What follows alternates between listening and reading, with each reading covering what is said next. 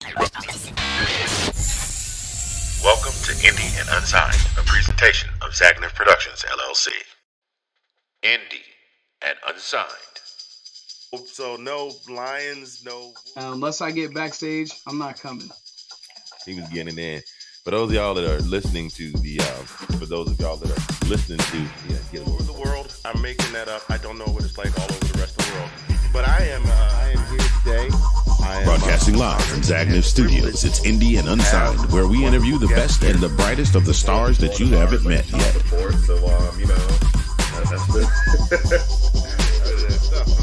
Yeah, last time I talked to y'all, I was bragging. And now it's time for another episode of Indie and Unsigned with your host, Mr. Fingers. Episode 2 of Indie and Unsigned. I am your host, Mr. Fingers D.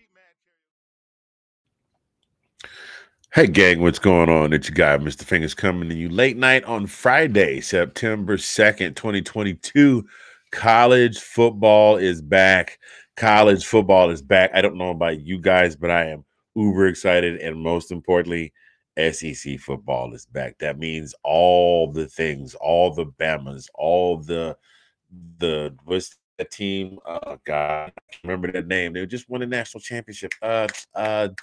Those Bulldogs, the Dogs. Yes, the Dogs are back in action tomorrow. My boy Colin P from the DMV in the SEC. We covered that at length on Monday. Colin is not here with us this evening. My brother, get yourself some rest. Work wore him out, so I had to roll solo dolo. So we got this pre-recorded joint for you tonight. That'll be running all through the night and into tomorrow. And well, it'll just be up, because it's not like I'm going to take it down or anything like that. But we got a few games that we want to run over, and we definitely want to start with the ones that we're going to go back and shit. I just messed that all up. Okay. Take two at the 2-minute mark. Hey, gang, how's everybody doing? It's your guy, Mr. Fingers, coming to you from Zagnif Central in Oklahoma City. My partner in crime, Colin P. from the DMV and the SEC, work completely wiped him out. He's like, bro, I can't do it. I'm like, that's all good, man. We're going to hold it down. This is pre-recorded. Just wanted to come to you, let you know I am excited because it is week 1 of college football. It is week 1 of SEC football. At 3:30 p.m. Central tomorrow, the Dogs will be taking the field in their defense of the national title to see if they will roll it back, run it back, and be national champs once again. Go Dogs. There were some games that would shit. All right, we're at the 3-minute mark.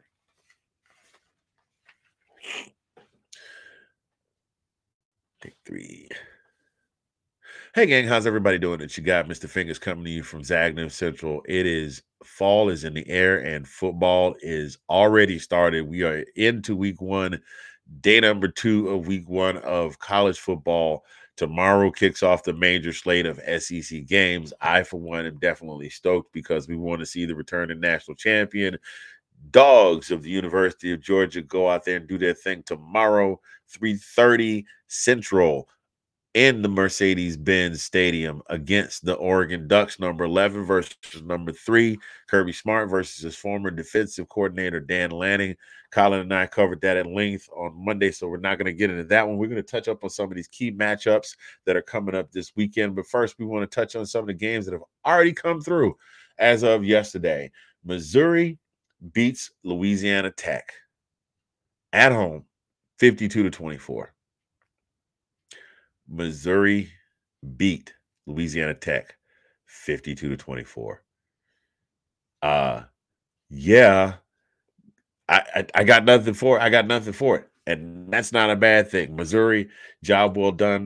Brady Cook debuting as the new starting quarterback in the absence of Connor Bazelak that transferred to the Indiana Hoosiers. Brady Cook, not very stellar, but he was a good game manager. 18-27, 200 yards, 1 touchdown, and 1 pickle. We don't necessarily like those pickles, but they definitely put up enough points on the board. The offense did to hold Louisiana Tech off. Not only did he throw for a touchdown, he had 5 rushing touchdowns from 5 different running backs during the course of the game. Job well done to the Tigers of Missouri. But that's not the one. That's not the one. Vanderbilt went to Hawaii. Can Vanderbilt get it done? Will Vanderbilt be able to manage the time lapse with the flying all the different time zones? Will they be able to handle it? Blah, blah, blah. Well, the answer to that is a resounding yes. And I know that that is Hawaii, and Hawaii is not the Hawaii of 2005 and 6 that was winning 10 games a season. This is a new and not so improved Hawaii, but this is also Vanderbilt we're talking about. This is the same Vanderbilt, 1 game, 2 games, maybe 3 games a season. If we're really lucky, they might be able to eke out 4. These are the kind of numbers we don't see Vanderbilt put up. Clark Lee came out during SEC Media Day, said, one day our guys will compete for the title of the best team in the nation. It is the first game of the season. The adrenaline's up. You are playing against an opponent that is a little bit diminished in skills based against what you have on deck. And they went in and they got it done. And that's something that Vanderbilt just generally does not do. Kudos to Vanderbilt and a job well done. A 53-point win. The Commodores of Vanderbilt. Looking to see what else interested to see what else you guys are going to bring to the table for the remainder of the season. Then, of course, we got this team, the mustard throwers from Tennessee, the Volunteers. Y'all are not ever going to be able to live that down. Tennessee beats up Ball State 59-10. Tennessee fans are already crowning Tennessee as the national champions. I think everybody needs to take a step back. This was just game 1, and you play Ball State. You're in the East. You're going to have to play Kentucky and Georgia, who established themselves last year, who look like they're going to be pretty doggone good again this year. And then we got the wild cards like Vanderbilt, who's putting up 63 points a game. And then you got South Carolina, which now has Spencer Rattler with second-year coach Shane Beamer. So we don't know what's going to happen. But, hey, you know what, Tennessee, I'm going to let you have that moment. Congratulations on repping the SEC this weekend well with the 49-point win over Ball State. There's some other ones that just going to brush over because I don't like to call these the foregone conclusions, but we know based on what we saw last year versus who they're playing this weekend, we kind of know that they're foregone conclusions. So we're going to give those foregone conclusions, we're going to give them to Watts.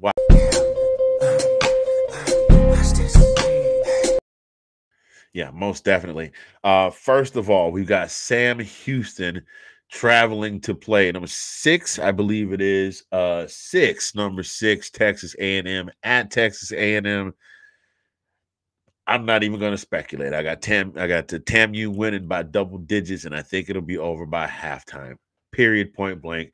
ESPN has them at a 95.6% chance of winning right now. That will probably be closer to 100 by the time kickoff rolls around, if it hasn't already since I wrote the stat down. We've got Troy traveling to Oxford to take on number 21 Ole Miss. We have talked about at length the fact that Matt Corral, who pretty much accounted for 66, I believe it was, the 75% of the offense last year, now in the NFL. We shall see. My jury's still out, but I still got Ole Miss winning this one. I don't have them winning pulling away, but I do have them winning by at least double digits over Troy. Miami of Ohio at number 20 Kentucky. 2 players, all you need to know. Chris Rodriguez, Will Levis, done deal. And they're playing at Kentucky. Done deal. Utah State is going to be the nightcap at Bryant-Denny Stadium playing against Alabama. Utah State had a very good year last year. They're not beating Bama at home at Bryant-Denny. That's not happening. Plus that, you got Nick Saban on the I'm kicking everybody's butt tour because I'm mad about what Jimbo Fisher said about me. Yeah. Utah State, I hope you packed up plenty of just everything because you're going to need it on the ride. It's going to be a long plane ride home to Utah. Georgia State takes on South Carolina. This was going to be a little interesting for me because if you remember last season, Georgia State almost took out Auburn. Now, at that time, we did not know that there was a lot of dysfunction with Auburn, but still, they almost took Auburn out. Now they're facing this year a South Carolina team with a brand new quarterback, a couple of brand new wide receivers. Don't know how they've been able to gel. We haven't really been able to see them play yet, other than the spring game, which I personally did not get a chance to watch. And got a second-year coach in Shane Beamer, but Shane seems to have the boys believing I looked at them to improve by maybe a win or so. This will most likely be a win for South Carolina. I wanted to say it was a wash, but I think South Carolina squeaks one out here. The squeaks one out. By squeak one out, I mean they win, but not by more than 9 points. So, that for me is a squeaker. Now, there's another game here that I really want to talk about, and everybody's going to be watching it. I know I'm going to be watching it. That will be Mercer at Auburn at Jordan-Hare Stadium. The reason that I'm going to be watching this game is not that I'm expecting for any, whole lot of fireworks. 2 words: Brian Harsin. You guys know Brian Harsin was on the hot seat. They tried to do everything in the world to get rid of him. The athletic director backed him. Well, that athletic director, Alan Green, I don't know if you missed it, a couple weeks ago, tendered his resignation. I believe it is effective immediately. He was the glue that was holding Brian Harsin to Auburn. He was the shield that protects men. I don't know what the motto is for the Black Knights of the Watch on the Wall in Westeros on Game of Thrones. For those of you that completely, if you're like, what is he talking about?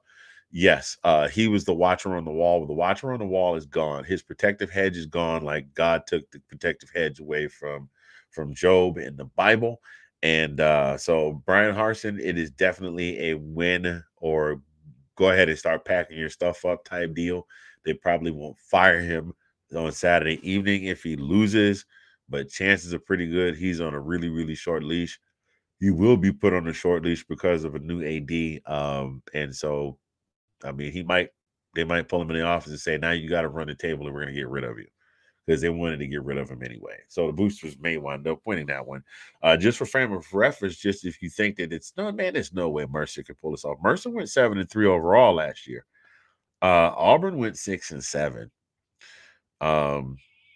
And Mercer last week beat Morehead College, which is a team they were supposed to beat up on anyway, by a score of 63-21. They won their game by 40 points.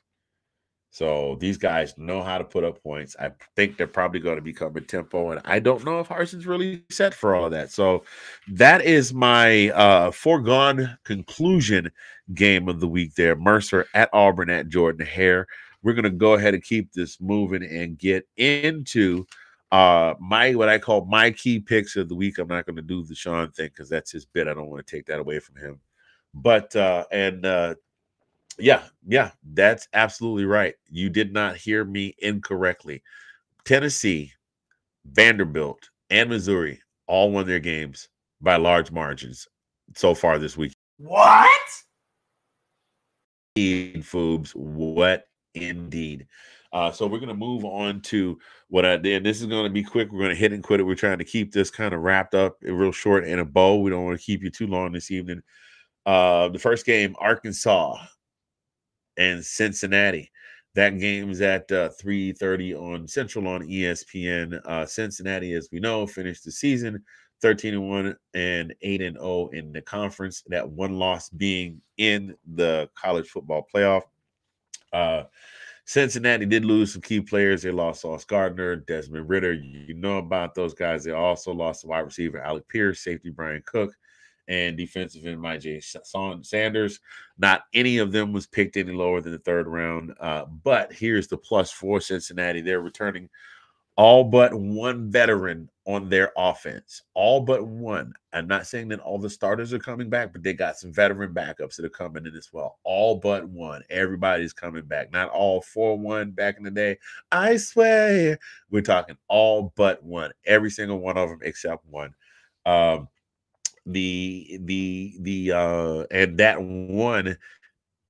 that one is more than likely going to be the pivotal piece.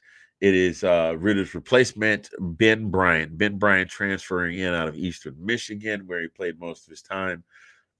He did pass for 3,121 yards, 14 touchdowns, and 7 pickles. I don't know though. Does a guy from Eastern Michigan, is he able to fit in the cogs of the existing offenses left there? Excuse me. It is a little late, so pardon me for yawning, y'all. I'm going to leave that in. I'm not even going to edit that out because that's what we do. We're all about getting the work done here. Now, on the other side of the ball, you've got Arkansas, KJ Jefferson at quarterback. anytime that Arkansas was playing and I wasn't watching a Georgia game, I wanted to sit down and watch this kid. This kid was phenomenal. This kid had a ton of heart. And he's going to more than likely wind up being the deciding factor in the game. I will go out on that limb and say that just because he's really versatile, got a lot of heart. If the O-line gets tired, he is not diametrically opposed to tucking the ball and running. And I don't know if you've seen this guy. He's built like a little mini horse. He's a little baby diesel. I've seen him truck a couple of people last season. Now they are Arkansas is returning most of their players except for they got a transfer senior in Matt Landers who came from some team. I forget what team was that. What's the name of that team that won the national championship back in January? Oh, you mean them people that be barking all the time? Yeah, that's it. Those people. That's where Matt Landers came from. He did transfer out to Toledo for a year where he caught 20 passes for 514 yards and 5 TDs. Don't know if that's going to be uber effective, but the way I've seen Arkansas get after the guys with the ball on defense, I think that will be plenty. They also have a transfer senior coming in Jaden Hazelwood. Yeah, Jaden Hazelwood. He caught 62 passes for 736 and 7 touchdowns last season from OU. And the thing with OU is we know that they wanted to go with Spencer Rattler. And then when they brought in Caleb Williams, they wanted to use Caleb Williams. And they basically went with their number one guy, Marvin Mims. Marvin Mims is back this year. I think Jaden said, you know what, I'm going to go someplace where I could be a bigger contribution. The biggest weakness for Arkansas is their offensive line. They gave up 30 sacks. But despite all of that, the betting line right now is in favor of Arkansas. They are at -7. Please do not quote me on that because gambling is not legal in the state of Oklahoma. But if you happen to live in a state where gambling is legal, right now the line is -7. We didn't touch on this, but I really want to talk about this one here as well. Number 7, Utah versus Florida. That was on okay. Hit me with the horn for Anthony with the flub right there. Thank you very much. Keeping this thing going. Number 7, Utah versus Florida. This one is down in the swamp. Climate will definitely be a factor. Heard the radio interview where they talked with the coach with how they tried to train with misting fans. Coach, really, unless you turned up the heat in your indoor practice facility to about 100 and left the humidity at 85, those misting fans are not going to do you anything. I hope you train them well because those boys are going to be out there gasping for air. I won't say gasping for air, but if it's a really humid day, they will not be quite as effective. Oh, my God. I am so sorry, y'all. It is 11:27. It has been a very long week at work, and I just wanted to make sure I got these scores out for you and these games I wanted to talk about. One of the keys to the game for Utah is they've got to put pressure on the quarterback. As we know, the quarterback is Richardson after the other quarterback transferred out. Their entire veteran O-line is returning for the Utes.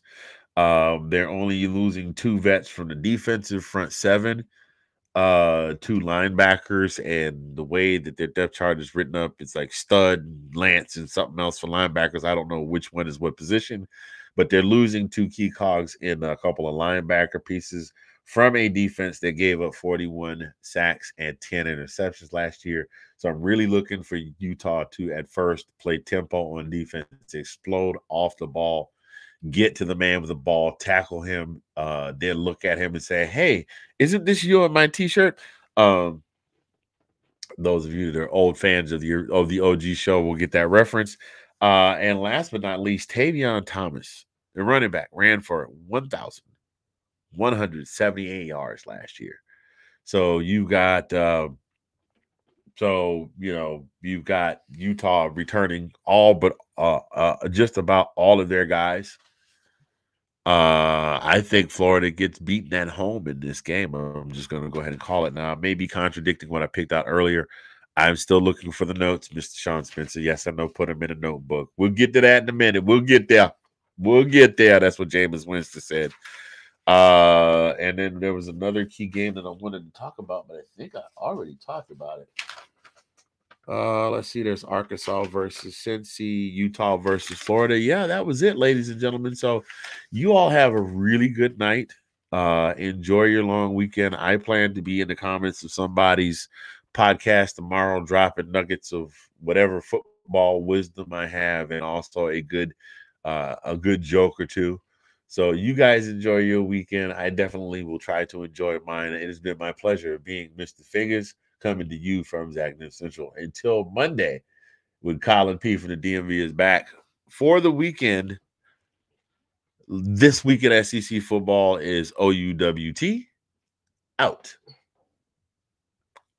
Go Dogs.